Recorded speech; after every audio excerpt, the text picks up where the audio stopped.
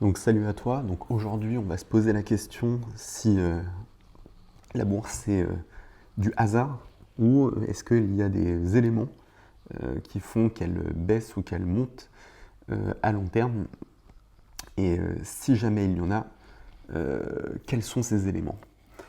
Donc on va d'abord commencer rapidement par mon curriculum. Donc j'ai un master 2 en ingénierie patrimoniale.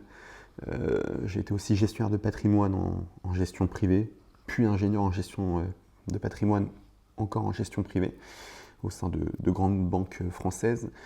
À la suite de ça, j'ai été entrepreneur. J'ai vendu ma société en 2024 et aujourd'hui, je suis gestionnaire budgétaire et financier pour une collectivité. Je m'occupe particulièrement de la dette de cette collectivité pour un montant de 600 millions d'euros. Donc revenons à notre histoire. Donc la bourse, est-ce que c'est du hasard? Donc d'abord, qu'est-ce que c'est la bourse? On aura une définition simple.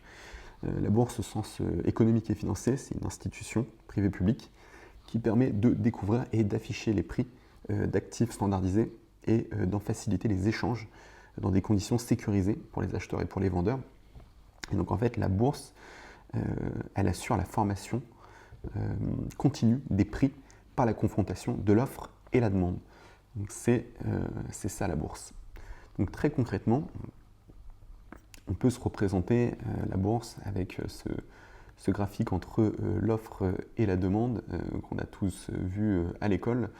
En fait, le prix d'équilibre, donc le cours boursier qu'on peut voir ici, en fait, il correspondra au prix auquel les personnes, les acteurs de marché sont prêts à s'échanger cette quantité d'actions en question pour donner en fait le montant de la capitalisation boursière, qui en fait tout simplement équivaut au prix de l'action multiplié par le nombre d'actions dont dispose l'entreprise. Donc si on prend un exemple tout bête, pour tout simplement comprendre en fait, si le prix de mon action c'est 10 euros et que j'ai, on va dire, 200 actions au global total, donc la capitalisation boursière de mon entreprise, en fait, ça va tout simplement être 2000 euros, tout simplement. Donc ici, on a le prix et ici, on a les quantités. Et en fait, par un simple jeu d'équations, donc la capi, on peut isoler le prix de l'action ou le cours de bourse, hein, c'est un petit peu la même chose. Et en fait, le cours de bourse, ça sera égal à la capitalisation boursière divisé par le nombre d'actions, tout simplement. Et donc en fait, lorsqu'on dit cette action, son prix est de 60, c'est parce que sa capi, par exemple, elle est de, disons, 600, et que son nombre d'actions, c'est 10, admettons, et donc le cours, c'est 60, tout simplement. Donc, très concrètement, on verra ici le cours, ici le temps, et ça fera ça, hop, et ici on aura 60, et en fait, à l'instant T, ça sera juste la capitalisation divisée par le nombre d'actions, et les acteurs de marché estiment que ça sera le prix d'équilibre de cette action, et donc indirectement la capitalisation boursière de l'action, donc combien elle vaut, tout simplement. Et donc en fait, ici on a le graphique du S&P 500, et en fait, quand on dit que le S&P 500 vaut 6000, en fait, ça équivaut à dire que c'est le total capitalisation du S&P 500, bien sûr pondéré par capitalisation, hein, bien sûr, divisé par le nombre d'actions qu'il y a au sein du S&P 500. Et donc, ça, actuellement, c'est aux alentours des 6000 points, tout simplement. Et donc, en fait, ce graphique représente tout simplement la capitale totale divisée par le nombre d'actions. Et donc, on voit ici cette magnifique montée, et on verra que finalement, est-ce que cette montée est hasardeuse ou est-ce qu'il y a quelque chose dans le fond qui expliquerait cette montée. Et donc on va essayer de le voir sur le prochain graphique. Donc ici on a à nouveau le S&P 500 qui va être en bleu, S&P 500, et ici en orange on va avoir le bénéfice par action du S&P 500. Et là, vous commencez à vous dire, tiens, c'est marrant, l'un est lié à l'autre. Est-ce que c'est un peu l'histoire de la poule et l'œuf en fait. Au début, on se dit, mais est-ce que c'est le S&P 500 qui est corrélé au bénéfice par action ou vice-versa? Et bien en fait, c'est bien le cas en fait. Les études ont constaté une corrélation entre le bénéfice par action et le S&P 500 d'environ 95%. C'est un petit peu plus que ça, mais disons 95% pour être sûr du chiffre, pour le consensus généralisé à minima. Et donc en fait, notre S&P 500 aura de la croissance si et seulement si les bénéfices par action montent, tout simplement. Et donc, en fait, là, on sort totalement un peu de l'obscurantisme qu'on peut avoir sur les marchés, des prédictions de ci et de ça, en fait, des personnes qui annoncent des cracks et autres marchés mondiaux, en fait, qui ne grimperaient plus jamais et la panique et le sang couleraient dans les rues. En fait, c'est pas du tout comme ça que ça se passe. Ce qui est important de comprendre, c'est est-ce que les bénéfices par action dans les 50 prochaines années vont augmenter.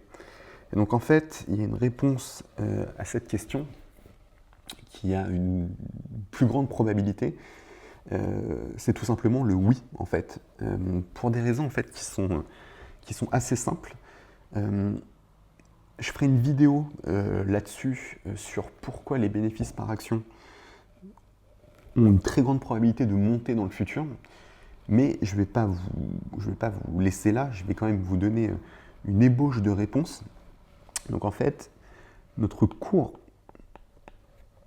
de bourse, c'est tout simplement égal au bénéfice par action multiplié par un multiple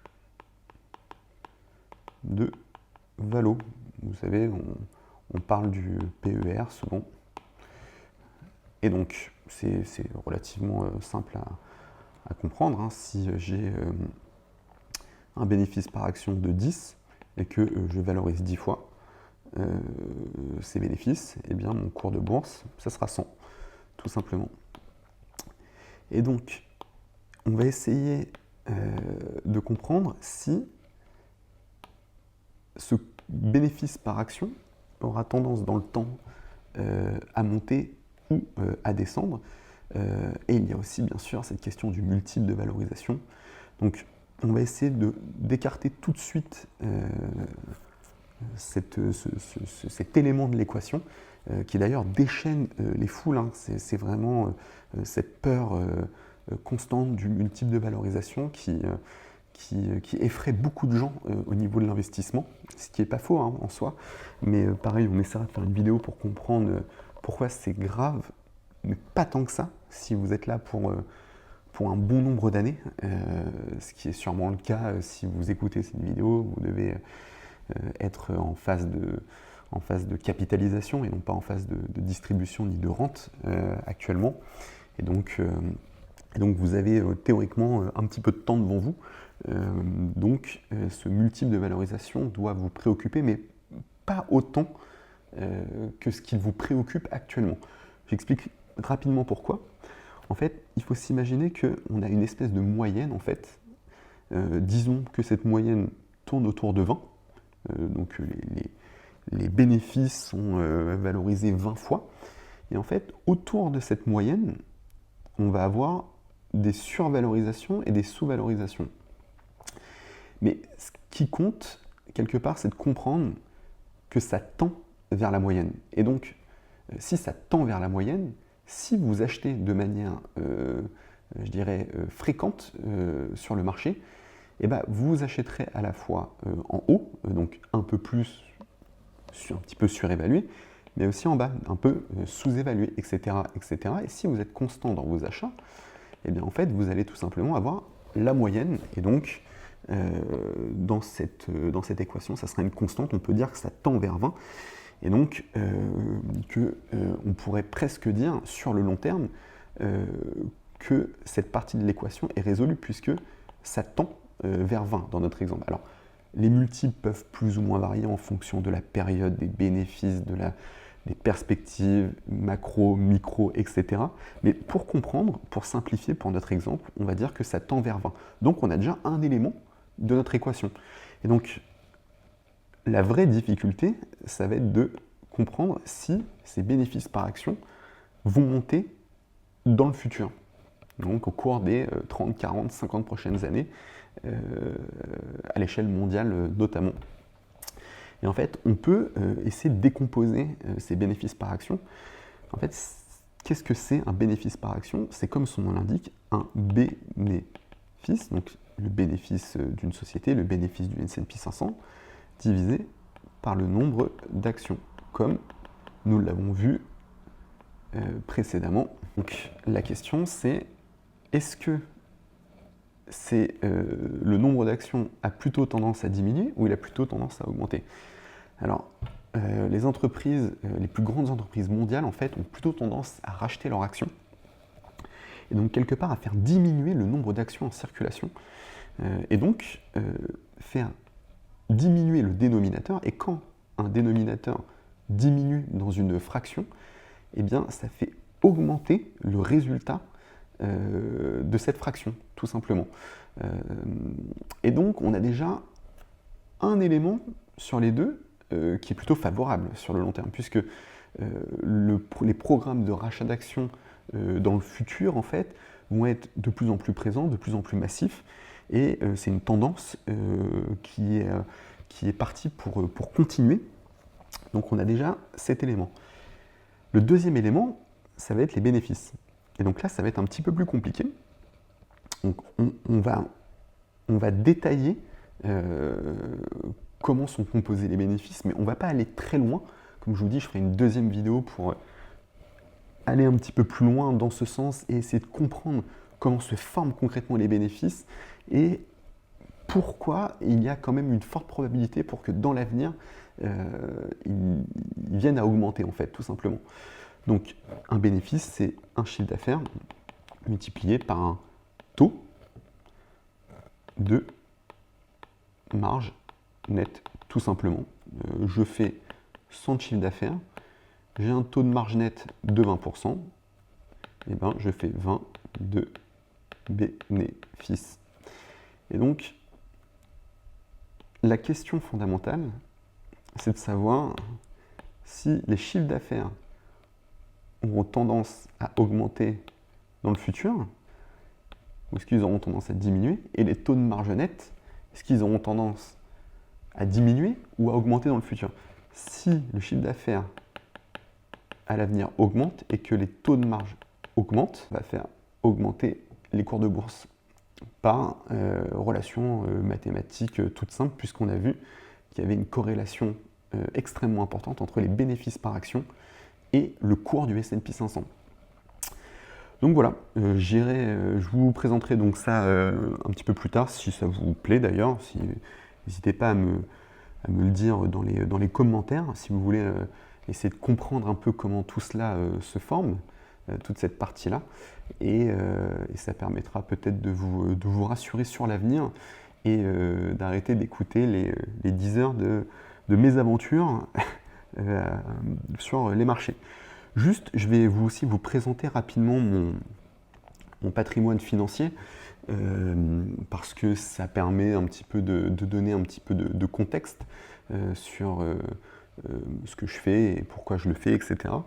Et donc là, on est sur Finari, sur un logiciel du coup qui permet de suivre son patrimoine. Donc là, on voit qu'on est sur l'année en cours, on voit en haut à gauche.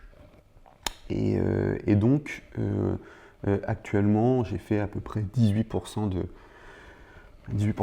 rendement sur l'année en cours. Hein. Donc ça démarre à partir du 1er janvier 2025. Hein. Vous pouvez le voir ici. Alors, bon, Finaris, c'est bien et pas bien parce que ça bug un peu, machin, des fois ça se déconnecte. Donc, c'est compliqué de regarder la courbe et d'apprécier la réelle augmentation du capital parce que parfois, tout simplement, j'ai un compte qui se déconnecte. Donc voilà, bref. Mais ça vous permet de faire un peu un suivi de ce que j'ai avec le temps et puis essayer de faire en sorte de voir cette augmentation de patrimoine dans le temps liée en fait à la stratégie que j'ai actuellement. Donc voilà, n'hésitez pas si vous avez des questions ou des remarques et si vous voulez que je détaille un autre élément. Bonne soirée à vous!